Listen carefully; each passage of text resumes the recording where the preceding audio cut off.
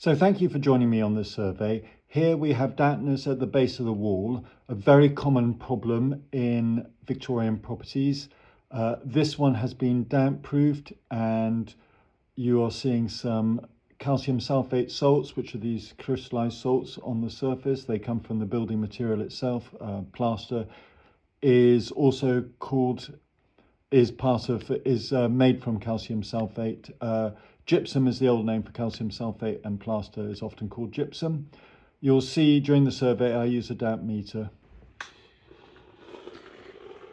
So anything above about 60 indicates damp at depth. The level of the skirting board, and obviously the surface salts, and these are calcium sulfate salts from the plaster, so nothing to worry about.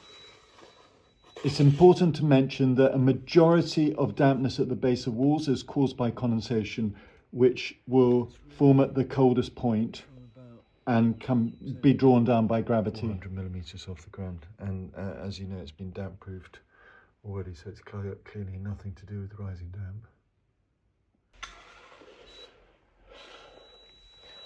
Similarly, not as high damp meter reading, but it is at the base of the wall because the gravity is drawing down the condensation. So looking at a thermal image from the outside, we can see a lot of heat loss in the corner. Although you can't see it from these thermal images, one of the issues with fireplaces, particularly when they're not in use, is that you get increased heat loss from the fireplace itself. That's because a chimney breast is made of a single brick with a void in the middle. So you've only got a single brick behind the fireplace, and then you often get a lot of heat loss, both to the rear of the fire and into the subfloor void. The subfloor void being at low temperature because you've got airflow from the outside. When we look outside, there's green, but let's have a look at that gutter has a gap there, so water is dropping down breast there onto the ground. See, everything lines up with this area here. It's been damp proofed in the past. Doesn't do any good really. I think it's important to note that damp proofing treatment often takes place during the sale and purchase process, because RIC surveyors are unable to or unqualified to differentiate between rising damp and condensation and any other form of damp.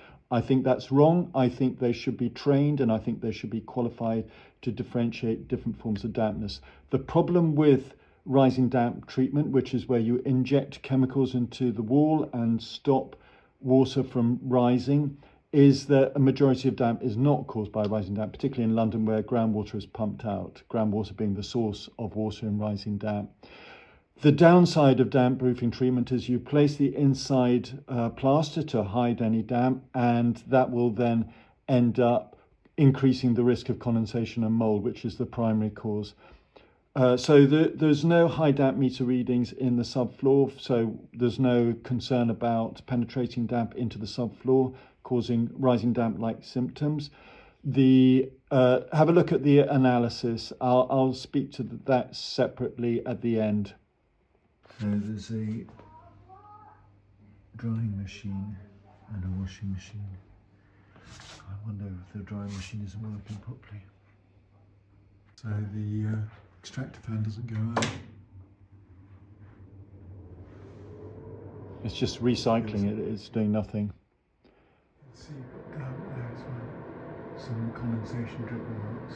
So condensation dribble marks and a brown stain, suggesting water's coming through. You can see the green marks. It's not running very fast, but I'll see if I can solve that. Doing about half what it should be, so 6.5 should be 15, actually about 40%. The isolator on the top floor flat was also, top floor bathroom was also off. Both isolators were off on the bathroom, and therefore the extractor fans weren't being used. So an area of contention and concern is the top floor. So when there's brown, it indicates water coming through building material, but it can be caused by interstitial condensation. And we're seeing areas of heat loss. There's a particular area at the top of the chimney breast This is looking at the roof from above, and you'll see that the area around the chimney breast it has defrosted, and that's because it's losing heat, which means that there's a great risk of interstitial condensation. That's condensation that's forming within a building element, such as the loft space. So you'll see later on that there was no air brick to the back of the building, and you should have ventilation through these areas. I wasn't able to get access within the loft, but my gut feeling is that the issue is interstitial condensation. It will be made worse by internal vapor levels, but it's also to do with the amount of vapor forming within the loft itself. And it's natural for vapor to come into the loft through the brickwork. That's the way it's designed, but it's also designed to have through ventilation. And what happens is that sarking material can reduce the natural flow of air out of the tiles.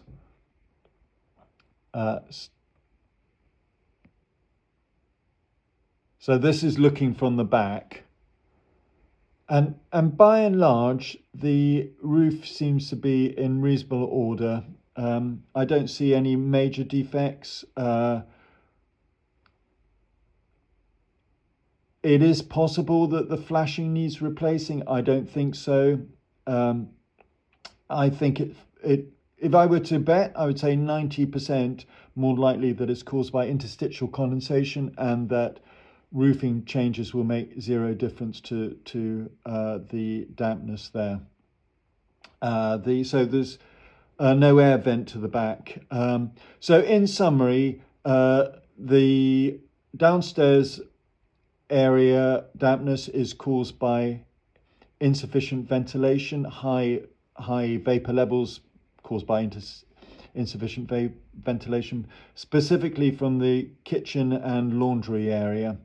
And the easiest solution is to use a dehumidifier, and I would create airflow around the cold zones, and I would also put in a skirting board, because I think that will improve the thermal dynamics of that particular area.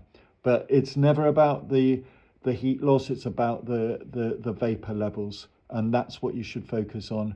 And then the loft, I think, under the loft, I think that's interstitial condensation. I'll comment more in the report. Thank you very much, and do leave a comment and subscribe. Thank you. I'll see you at the next video survey. I'll see you at the next survey.